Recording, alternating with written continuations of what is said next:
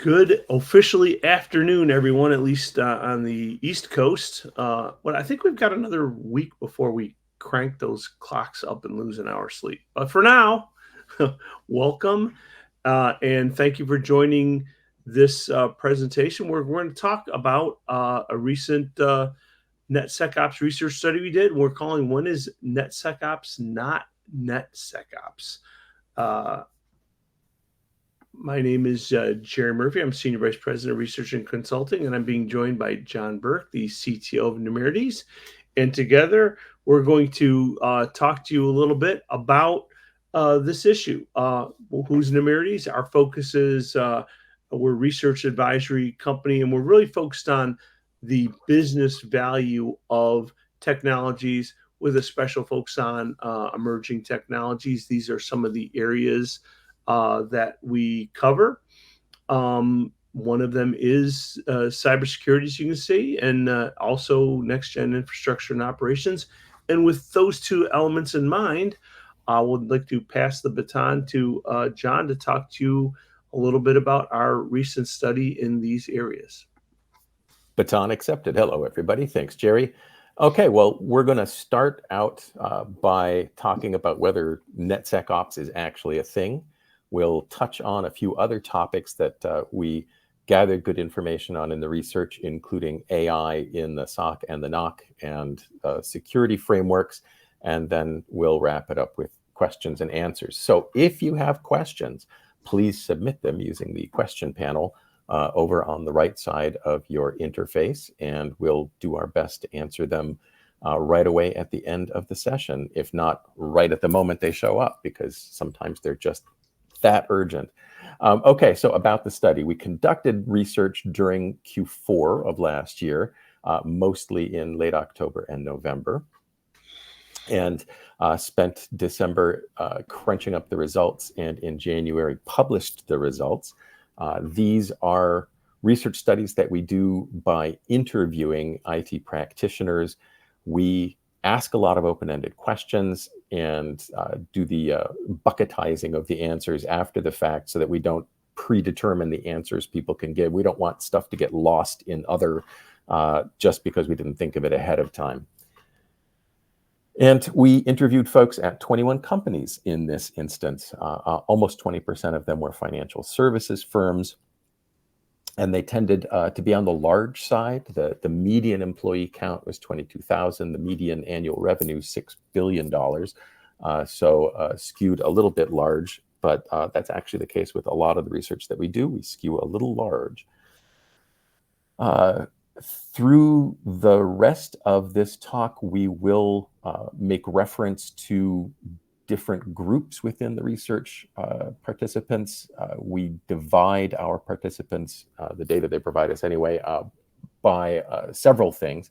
One being size, as I was talking about. We skewed a little large this time, so we divide the responses between the small and mid-sized companies and the large and very large companies. We also pay attention to companies' culture around IT, how quickly they embrace and roll out new technologies. And there we divide into two groups, the more conservative or moderate folks who don't invest in IT strategically, typically, and the aggressive and bleeding edge folks who make a point of doing so as a business strategy. And lastly, lately, we've been dividing up the responses by company productivity. So folks who are making more than $1 million per employee at the company are grouped into the highly productive segment of the answers, and everybody else is in the all others. So we've been seeing a lot in the press for the last year to 18 months about the convergence of networking and security, and, you know, with the proviso that we ourselves have been advising folks to combine NOC and SOC for at least 10 years and probably closer to 15. We did not find that most folks have been combining network and security operations, or even just the NOC and SOC specifically. Fewer than a third of organizations in the research are doing so currently. But for example, of the highly productive companies, those $1 million ahead or more folks, 3/4 of them have converged network and security operations. So clearly there are some folks doing it, and we have seen some commonalities amongst the folks who are. However, we also have seen that there's a really broad range of options for convergence represented when folks say that they have converged things. So most folks have not fully converged across all 5 of these different axes, for example. We have seen folks whose convergence of the SOC and the NOC organizationally, so bringing the teams together under the same leadership, did not go along with actually converging those teams. So there's still 2 separate teams. They're just reporting to the same folks, or physically converging the NOC and SOC, having a single physical location in which SOC and NOC were housed, and people actually, sharing tables, desks, workstations, whatever. So there are lots of ways in which convergence can take place, and it can take place both fully and partially. So it's important to take these things into consideration when you are thinking about converging things yourself. Which parts do you want to converge first? How far down the path of convergence do you want to go? And looking across the converged companies and what they're like, we did see that the folks who are converged are also more likely to be in that group of companies with the highest level of networking success. In our most successful group, 50% of the organizations in there have converged network and security operations. So that's 60% more than the pool overall. However, they did not have a higher level of cybersecurity success. None of the folks who were in the most successful group on cybersecurity were converged, and the converged folks had a higher median time to contain threats than the overall average, or the overall median even. So it's not an indicator for being more successful in cybersecurity. And I'll just throw out there, John, as I was thinking about this, I think about our definition of productive, right? I mean, sometimes I wonder if what it really is cheap, right? I mean, we have so many revenues per employee. Is that because we're really effective, or is that just because we're saving money and I mean, staffing extremely leanly? Yeah. It's possible, but there's only so far you can shave that before you start to affect your ability to operate and raise the revenue. So yes, they tend to run lean. They tend to run very automated. We've seen from previous studies. So yes, I think that's part of it. Interestingly, folks who are in the converged group are also more focused on doing like tabletop exercises and cybersecurity wargaming than folks overall. Overall, only about 40% of folks were doing it often enough. I'm sorry, not even often enough. I don't want to say often enough, because often enough is quarterly. Only 40% of everybody else are doing it even annually, but 3/4 of the converged companies are doing it at least annually. So they're leaning in the right direction on that aspect of cybersecurity, and that's a good thing. We also saw, and we collected more research data points on this as a part of the study, that the converged companies are less likely to have shadow IT, not even 1/3 of them overall, versus the overall nearly 50%. And that the amount of shadow IT they have is also significantly lower, that they're I think running in the 6% range instead of the 10% range in terms of. And I would just add to that too, that at least the people I talked to when interviewing them, that wasn't just by chance. I mean, most of the people I talked to were very conscious about the impact of shadow IT, and they actually had processes that were actively looking for shadow IT and getting rid of it, as opposed to it just happened to be that way. Absolutely. That was one of the hallmarks, not just of the converged group, but of the productive group. And given the amount of overlap, that's not a surprise. And again, that tendency to run lean for the highly productive companies feeds into identifying places where you're spending too much money because people have gone off on their own on different directions and tangents in IT, and roping them back in, either taking on whatever they've brought in and making it official, or getting them to shift from whatever they started on and move into something official. Yeah. So AI is, of course, the subject of what can only be described as a marketing frenzy across both security and networking. And so we checked in with folks on the state of AI in their SOC and in their NOC. And we found that not quite a third are, again, making use of AI in the SOC, although most of them, so about a quarter, are restricting it. They're using it only in a limited fashion, and a few are saying, yes, we're diving in, excuse me, with both feet, using it every way we can. So how are they using it? Excuse me so much.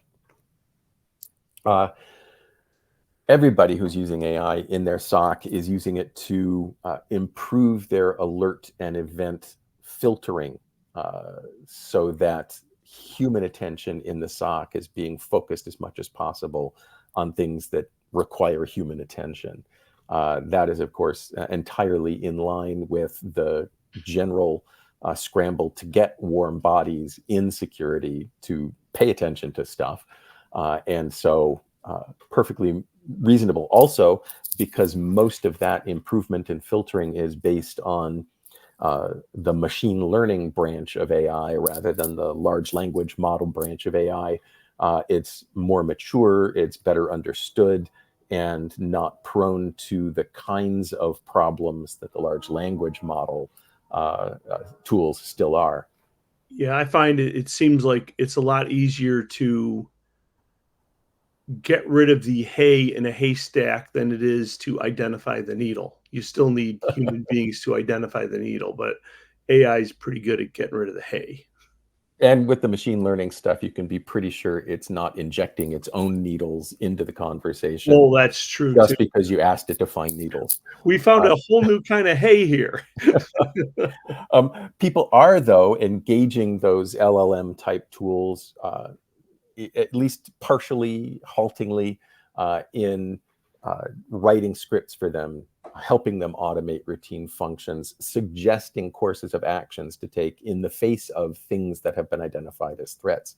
So that's the kind of function that the folks pushing AI from the marketing side want you to think are, fully developed, fully mature, ready to roll. And the folks who have engaged those are engaging them very cautiously because they don't quite agree. Yeah, I find people are reluctant to let AI automatically disconnect your enterprise from the world, or to automatically literally shut a machine off, especially if the machine you're shutting off is the CEO of the company. Yeah, indeed. What was interesting to us is that we saw even fewer folks using AI in the NOC, and only about 15% of folks, and there as well, again, everybody who's doing it is using it to improve their filtering of events and incident alerts. And again, because it's based on machine learning and the like, it's more mature, more reliable, and better understood. Other purposes like helping write scripts, helping check scripts that the staff have already written, developing filters for event searches, things like that. Folks are fooling around with those, sometimes using LLM type tools for that. But on the whole, the lower level of engagement of AI in the NOC is, it was to us a little surprising. We thought folks would be more willing to use the tools in this than in the more complicated and subtler world of cybersecurity, but not the case. And that may be because they, already have robust automation, or they don't consider this as challenging, or just that they don't have as severe a staff shortage in the NOC as they do in the SOC, and so don't feel compelled to push into the world of AI just yet.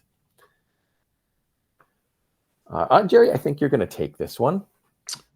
Yeah, so when we look at the frameworks, people actually really like the frameworks, and it's happening two ways. I think you're seeing a lot of advertisements and marketing from both NIST and MITRE on their various frameworks, but also you're seeing a top down from like the federal government, right? The presidential directives that said, you must have implemented, or it starts out sounding like you must have this completely. And then as you go down into the lower levels, it's like, really try to think about having an architecture, and it becomes have a plan to have a plan. The further on you go into the document. But the point is, at least especially on the case of zero trust, most people agree conceptually that it's the right architecture to go to, and we all need to move from a network-based thought of security to really what we're really trying to protect is the data. So people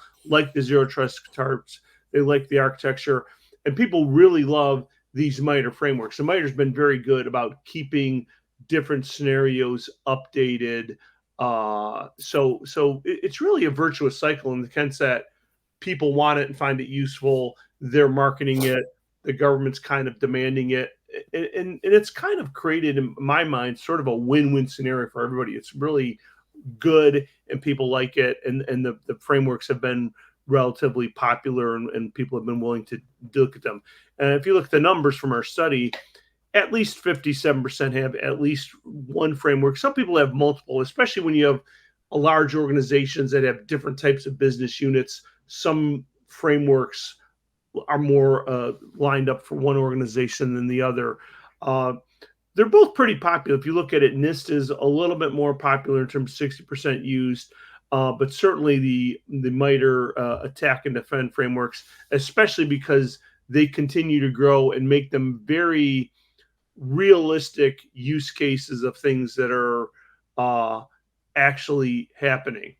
Now, some people use more than one, and the only problem with that is if you run into conflicts with each other, right? Your mean time, MTTC is our mean time to contain incident, is actually 79% lower than if you're using no framework whatsoever. So, which is good. Lower MTTC is good. Yeah, with one. But if you use two, it's higher. I was flipping myself backwards there, right? So having one's better than not having one, but having more than one is actually worse than not having one. So, and we don't know whether it's causative, whether having two causes problems, or whether having two indicates problems that if you fix them will get your MTTC like it back could down. very well be that either way people don't know, so they're just grabbing anything they can and not really thinking very well about putting them through. So frameworks are good. You should use them, but make sure that they're aligned with your actual business and think through how you can make sure you're aligning your architecture and your framework with your business process. The better alignment you can have, the much more likely you are to exhibit success. Yep. And with that, let me just check real quick, see if we got any questions. I don't see any, but one question I was thinking about, John, is it's been very clear that there's been this huge increase in security challenges, and it almost makes me wonder: is the fact that I have more challenges? You could look at this two different ways. You could say there's so many more challenges, I better rely on an expert and outsource that SOC to somebody who knows what they're doing. Or you could argue, well, since these are becoming so much more prevalent, I really need to make sure I have experts that really understand my environment so that SOC can really be tuned to my specific business and my specific events, because that's going to be neat. I mean, I'm not sure if you have any thoughts on which one of those you think is the right way to look at it. Yes, and both. It's okay. We've been advising folks for years, again, based on earlier research, that large companies should look real hard at insourcing their SOC and small companies at outsourcing. And all entirely a matter of resources available. Small companies just didn't have the ability to maintain a staff that could staff a 24/7 SOC. Big companies could. What we saw was a strong correlation between that division and being successful in cybersecurity. This time around, we saw that all of the folks who are most successful in cybersecurity had an outsourced SOC. Now, some of the large ones also had an insourced SOC and a clear division of labor between the two.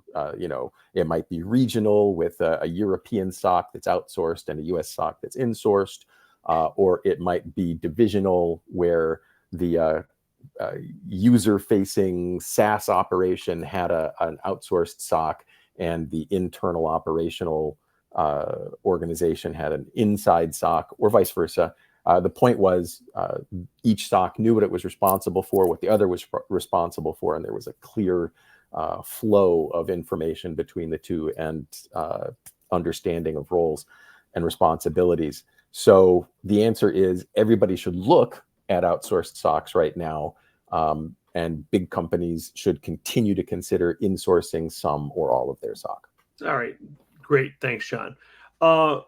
We'd be happy and love to see you register for the next episode, which is going to be the NetSecOps Habits for Highly Successful Organizations, which is coming up on Thursday, March 14th at noon Eastern. And I wonder by that time if the time zone will have changed. It springs forward sometime soon.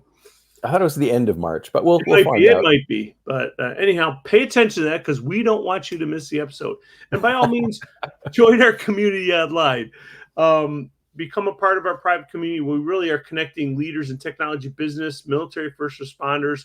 We help them connect each other. You can look at the www.nemertes.com/community, and we'd love to see you talking about these and other related IT issues. And we hope to see you at our community. Oh, make sure and call out that you saw it on the Bright Talk webinar when you're signing up. We'll give you an extra virtual cookie for that.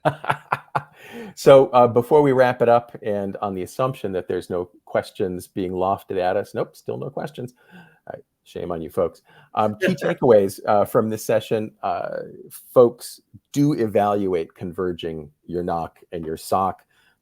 Converged operations have clear benefits in efficiency and for networks, but because we don't see a correlation in success with security, be very careful to make sure that you do not hurt your security operations during the course of this convergence.